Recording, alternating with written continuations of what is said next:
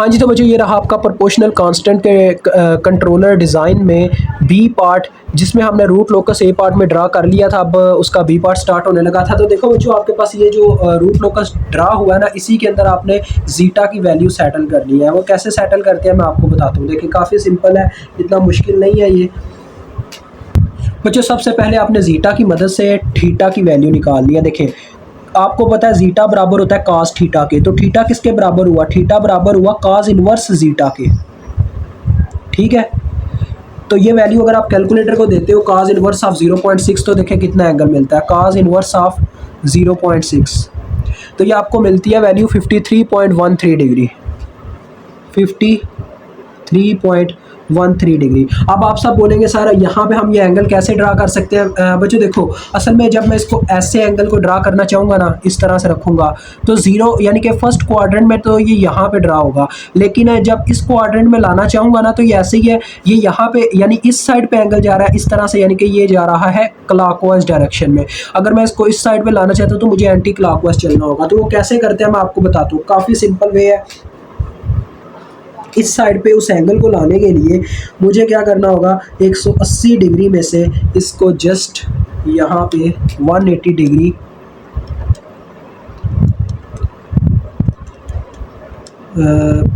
.13।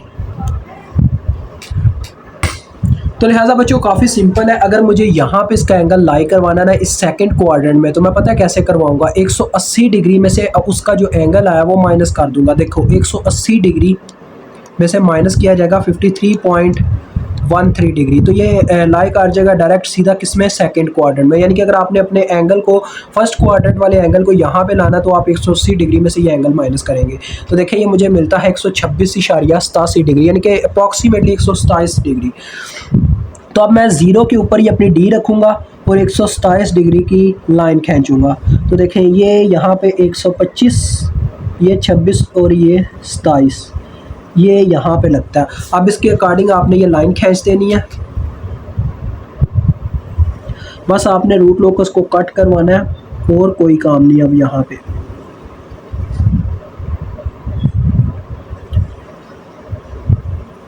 ये बच्चों हो गया, ठीक है।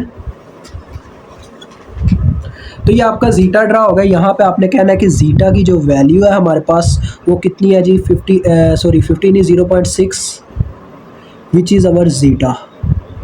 तो यही आपको आपके सोल्यूशन में देखने को मिल रहा होगा। ऐसे आपके उस्ताद ने लाइन खींची होगी। ओके हो गया। अब यहीं पे आपने बच्चों अपना पॉइंट एग्जैक्ट फाइंड आउट कर लेना है, जो आपके पास यहाँ पे पॉइंट बनता है। मतलब मेरा क्या कहने का वो आपको बताता हूँ। देखें यहाँ पे आप जी एक्सिस और वाई एक्सिस दोनों की तरफ अपनी लाइन देख लो कि एक लाइन इस तरफ से ऐसे जा रही है यहाँ कहीं पे, और एक नीचे की तरफ की बात करो तो यार वो अप्रॉक्सीमेटली 0.49 बनता है, क्योंकि वो 0.5 के अप्रॉक्सीमेटली देखें ऐसे यहाँ कहीं पे जाके इसके करीब करीब ये पॉइंट जाता है, यानी ये बनता है -0.49। ठीक है, तो यहाँ पे जो हमारे पास मैं आपको सिंपली करके बता रहा हूँ, कोई इतना मुश्किल नहीं है। जो एस की वैल्यू आ रही है वो ये आ रही है, एस इज़ इक्वल टू -0.49। ठीक है, और दूसरे रूट की बात करूँ, पॉजिटिव में हम सिर्फ देख रहे हैं, नेगेटिव में देखने की ज़रूरत नहीं। आप पॉजिटिव साइड पे देखते हो, ये उसकी अपनी क्या कैरेक्टरिस्टिक्स है जो हमने क्वेश्चन से पहले एक आपको लेक्चर दिया हुआ है। तो वहाँ पे देखें वाई एक्सिस की तरफ देखो तो ये आपको नज़र तो ऐसे आ रहा है बच्चों जैसे ये 0.7 है, 6 है, लेकिन आपने इतना यार हायर नहीं लेना, ये 0.51 होता है। ठीक है, क्योंकि ये मैं ज़्यादा इसको डी की वजह से ऐसा मेरे साथ हो रहा है। ये 0.51 यानी कि इसके करीब करीब ही होता है 5 के। ठीक है, इसके करीब करीब ही होगा, तो ये यहाँ पे आ जाएगा हमारे पास 0.51 जे, ये आपके पास आ जाएगा।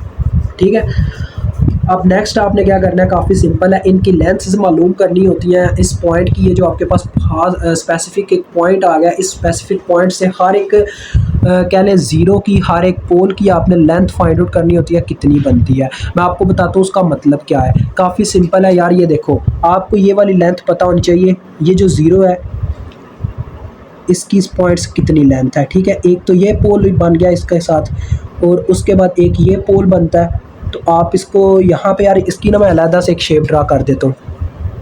ये देखें, ये हमारे पास है, हमारे पास वो अपना एक्सिस है, ये आपके रफ अमल में आ रहा है, ये जो मैं अभी कर रहा हूँ। जिसमें हमें ये पता चला कि 0.6 के ऊपर ये जो हमारे पास लाइन बनती है वो कुछ इस तरह से सीधी है ऊपर की तरफ, और उसकी जो यार अप्रॉक्सीमेटली हमारे पास लेंथ है और ये कुछ ऐसे है और ये कुछ ऐसे। ये देखो यार, अभी आपको समझ में आएगा। ये देखो यहाँ पे हमारा जीरो है, पोल पहले पोल सारे सेट कर लो जहाँ जहाँ पोल और जीरो बनते हैं।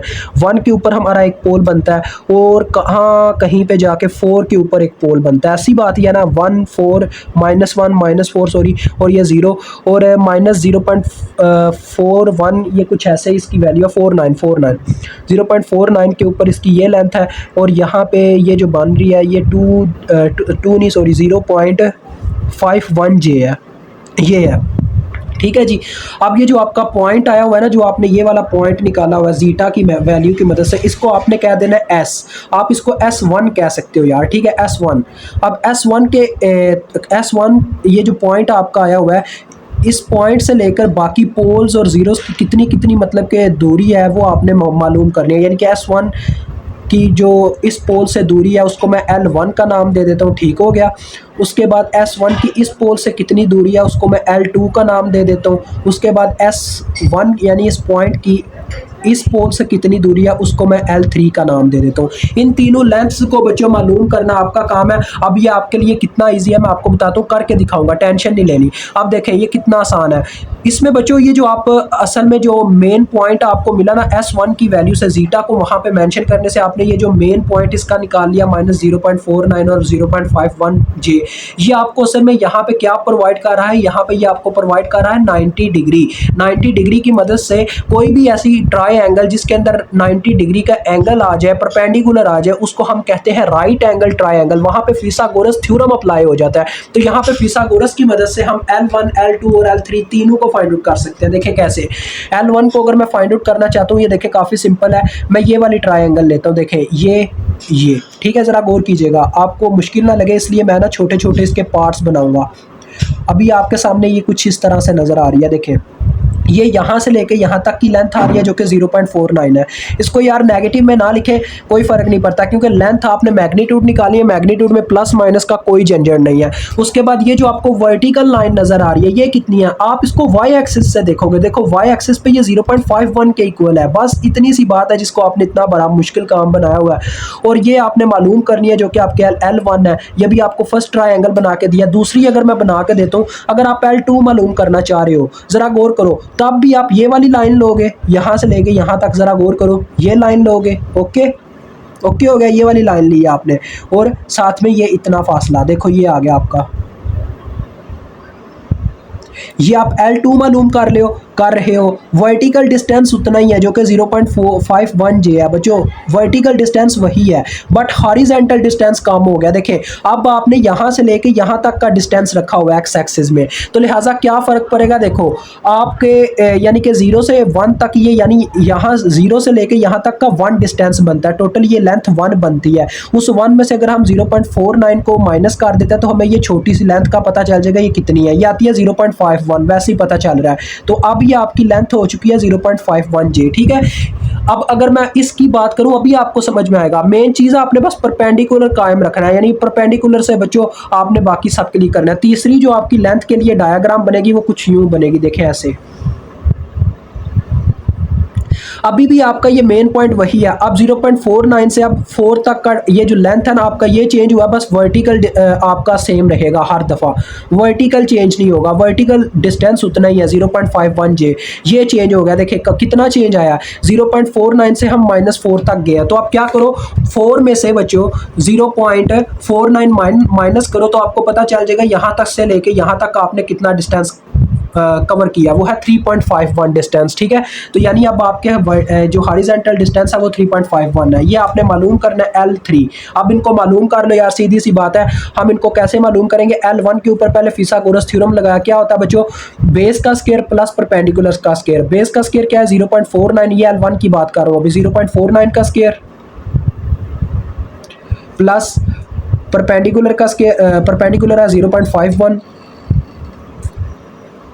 जे लिखने की ज़रूरत नहीं है आपको। तो देखो तो गाइज, इसको जब हम कैलकुलेटर पे सॉल्व करते हैं तो हमारे पास क्या आंसर आता है, ये हमारे पास आ जाता है जी 0.7072, ठीक है जी। तो ये आ गया 0.7072। अब जब हम L2 निकालेंगे तो देखो क्या आएगा। अब इस फार्मूले में क्या होगा, L2 में हमारे पास हॉरिजॉन्टल या बेस ये हमारे पास है, अपने पास क्या उसको कहते हैं, वर्टिकल परपेंडिकुलर।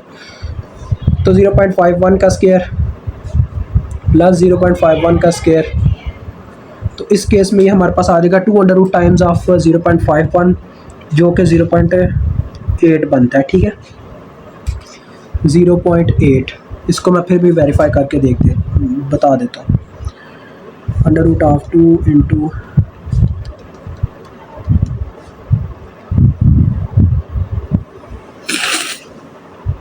रुकिएगा गाइस, 0.51 ही होनी चाहिए।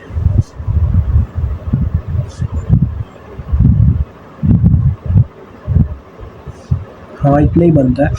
तो 0.51 का स्क्वायर में जब ये जमा किया जाए तो 0.7.2 आता है। ये गलत शायद यहाँ पे पुटिंग की गई हुई है उस्ताद की तरफ से।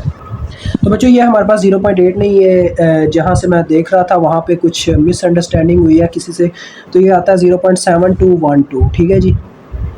उसके बाद जब हम L3 कैलकुलेट करना चाहेंगे तो देखें L3 के केस में ये हमारे पास ये J आपने नहीं लगाने, मैंने आपको बता दिया, क्योंकि यहाँ पे मैग्नीट्यूड्स की बात हो रही है, यहाँ पे क्या नाम है उसकी बात नहीं हो रही, डायरेक्शन की बात नहीं हो रही। तो इसके केस में देखें हमारे पास बेस ये है 3.51 का स्क्वायर आ जाएगा, और वर्टिकल की बात करूँ तो वो 0.51 नहीं है अभी तक। तो इनको कैलकुलेट करते हैं अपने कैलकुलेटर पे। तो L3 कितनी आती है जी, √3.51 का स्क्वायर प्लस 0.51 का स्क्वायर। तो ये बच्चों आपके पास आ जाता है 3.547, ठीक है जी। ये आपके पास तीनों लेंस आ गई। अब मैं आपको बताता हूँ बच्चों आपने करना क्या, आपने सिंपली करना कुछ भी नहीं है, के को फाइंड आउट कर लेना। के को फाइंड आउट करने का आपको याद होगा मेथड मैंने आपको बताया था। असल में वो प्रोडक्ट का जो फार्मूला आ रहा था ना शुरू में, मैंने आपको प्रीवियस वीडियो में शायद बताया था, वो इसी वजह से था, के की वजह से मैं मिसअंडरस्टैंडिंग में चला गया था। आपको याद होगा जब हमने के की मैग्नीट्यूड निकाली थी तो उसका फार्मूला ये आया था 1 डिवाइडेड बाय मैग्नीट्यूड्स ऑफ वो क्या था अपने पास G(s) H(s), ऐसा कुछ फार्मूला आया था। तो हमने ये भी चीज़ स्टडी की थी, मैग्नीट्यूड निकालने का ये फार्मूला होता है सिंपल। अगर ट्रांसफर फंक्शन की मैग्नीट्यूड निकालो तो उसका फार्मूला होता है product of zeros length divided by product of poles length. लेकिन जब हम इसके केस में आ जाता है के के केस में, तो ये फार्मूला होने की वजह से ये बटे में चला गया, तो प्रोडक्ट ऑफ पोल्स लेंथ ऊपर आ जाती होती है और प्रोडक्ट ऑफ जीरोस लेंथ नीचे, जिसकी वजह से उनका फार्मूला हमारे पास कुछ ये आ जाता होता है, के is equal to product of poles length, मतलब के मैग्नीट्यूड्स। बच्चों यही लेंथ्स, इनको मैग्नीट्यूड ही कहा जाता है, ठीक है, divided by product of zeros length. जब कभी बच्चों आपके क्वेश्चन के अंदर जीरोस लेंथ है ही कोई नहीं ना, तो उसका मतलब होता है वो 1 के इक्वल है, उसको यानी पुट करने की ज़रूरत नहीं है, डायरेक्ट इसका मतलब प्रोडक्ट ऑफ पोल्स लेंथ हो जाएगा। ये तीनों आपस में मल्टीप्लाई हो जाएंगे, L1 L2 L3 ये तीनों मल्टीप्लाई होंगे और आपके पास आ जाएगा देखें 0.7072 मल्टीप्लाई बाय 0.7212 मल्टीप्लाई बाय 3.547। तो ये बच्चों जब हम मल्टीप्लाई करवाते हैं हमारे पास इसकी वैल्यू आती है के की 1.81, ठीक है जी। ये हमारे पास इसकी वैल्यू आती है। मुझे उम्मीद है इतनी आपको समझ आ गई है। अब के की जब आपको वैल्यू मिल गई है, के ही आपका के पी है, क्योंकि आपके पास और कोई कांस्टेंट एग्जिस्ट नहीं करता, तो दैट्स वाई के आपको मालूम हो चुका है, तो ये आपको के पी मिल चुका है। तो सिंपली अब आप क्या करोगे, बस आप अपना ट्रांसफ़र फंक्शन उस जो आपको क्वेश्चन में दिया गया हुआ था उसका ट्रांसफ़र फंक्शन आपने निकाल लेना है। जैसे उसने बताया हुआ ये ओपन लूप है और एक यूनिटी गेन दे रहा है, ठीक है, जिसने ये बताया हुआ हमें यूनिटी गेन दे रहा है, तो इसका अगर मैं ट्रांसफ़र फंक्शन निकालूंगा ना, T(s) निकालूंगा, तो उसका फार्मूला ये होगा बच्चों, देखो काफ़ी सिंपल है, kg(s) h(s) divided by 1 plus kg(s) h(s), ये इसका फार्मूला होगा, ठीक है, ये इसका फार्मूला होगा। इसमें जब वो आप अपना ये वाला मतलब कि वैल्यू पुट करते हो, k divided by s into S plus 1, देखें मैं आपके सामने पुट करने लगा, k into S plus 1 s plus 4 और बटे में आ जाएगा 1 plus k divided by s into S plus 1 s plus 4, ठीक है। ये जब आप पुट करोगे इसमें के की वैल्यू और इनको थोड़ा सिंप्लीफाई करोगे, इनको मैं ऑलरेडी सिंप्लीफाई करके आपको एक ट्रांसफर फंक्शन निकाल के दे चुका हूँ, तो वो आपको दिखाने लगूँ। वो हमारे पास आया था के डिवाइडेड बाय दिस टर्म, देखें के डिवाइडेड बाय दिस टर्म आई थी, ये वीडियो 1 में मैंने आपको दिखाया था। यहाँ पे बस आपने के की वैल्यू पुट कर देनी है जो आई है। यह आ जाएगा 1.81 डिवाइडेड बाय बच्चों S cube plus 5s square plus 4s plus के, ये आपके पास था तो के की जगह मैंने वैल्यू पुट कर दी। अब आप जहाँ से कर रहे हैं वहाँ पे ना आपको असल चीज़ बताता हूँ, वहाँ पे वो क्या नाम है, ये नहीं बताया गया कि आपके पास के पी की जो वैल्यू आई हुई है ना वो 2.04 आई हुई है। यहाँ पे मेरे पास क्या आई है वो है 2.01 की बजाय 1.81। तो डैट्स वाई यहाँ पे बच्चों आपने ज़रा गौर करना है। डिफरेंस ये आया कि वहाँ पे थोड़ा कैलकुलेशंस का मसला है, उस्ताद जो आपको करवा रहा था उसने थोड़ा कैलकुलेशंस में कहने आगे पीछे कर दिया, जिसकी वजह से इशू आ गया आपको। तो अभी आपने कैलकुलेशंस में आगे पीछे नहीं करना किसी भी चीज़ को, क्योंकि अगर आप करोगे तो आपकी कैलकुलेशन ठीक नहीं होगी, ठीक है। तो मैं फिर भी वेरीफाई करूँगा। वेरीफाई वैसे करने की ज़रूरत नहीं है यार, करने की बात ही नहीं बनती, तो करना क्या है हमने, वेरीफाई करके क्या करना है, ठीक है। सिंपल है। मुझे यहाँ तो लगता है शायद उन्होंने ये वैल्यू डिटेक्ट नहीं सही तरीके से की, ये जो 0.5 के करीब करीब ले रहे हैं ना, ये शायद उन्होंने वैल्यू सही तरीके से डिटेक्ट नहीं की रूट ओकस से, कोई इसमें थोड़ा इशू आ गया उन्हें। चले बाकी हमने यार इसका कंसेप्ट लेना था, कंसेप्ट हमने हासिल कर लिया है। अगर आप इसका बताना चाहो ये कौन सी टाइप का सिस्टम है, तो आपको मैंने बताया हुआ है। अगर बटे में कोई ऐसी किसी ऐसे मतलब कि हम एरर के पी या के वी या किसी ऐसे से मल्टीप्लाई देते हैं इस जी ऑफ एस को, जिससे उसका बटे में यानी कि इन्फिनिटी ना बन रहा हो, तो वो उस टाइप का सिस्टम होता है। लेट्स से अगर मैं के पी का फार्मूला लगाता हूँ, के पी आपको सिंपल याद होगा, के पी के वी और के ए। के पी के फार्मूले में जी ऑफ एस के साथ डायरेक्ट लिमिट पुट होती है, तो बटे में तो जीरो बन जाएगा जिससे इन्फिनिटी आ जाएगा, यानी कि ये टाइप जीरो का सिस्टम नहीं है, ठीक है। अब मैं अगर के वी लगाता हूँ, के वी का फार्मूला होता है limit s approaches to zero s times of G of s, ठीक है। तो अगर ये अप्लाई किया जाए, देखो एस के साथ एस कटेगा, फिर जब हम जीरोस पुट करेंगे तो इसका आंसर जीरो नहीं आएगा, समथिंग हमें कुछ वैल्यू मिलेगी, यानी कि ना इन्फिनिटी आना चाहिए ना जीरो आना चाहिए। इसका मतलब ये टाइप 1 का सिस्टम है। तो ये आप कर सकते हो यार, इतना मुश्किल नहीं है। अगर क्वेश्चन आ भी जाए आप इसको सॉल्व कर पाओगे, मुझे उम्मीद है। तो आप इसका यार क्या नाम है फिर ईजिली के वी वगैरह फाइंड आउट कर सकते हो। यहाँ पर ये क्वेश्चन डन होता है। अभी मुझे इजाज़त दें, अभी तक के लिए इतना ही। खुदा हाफिज़।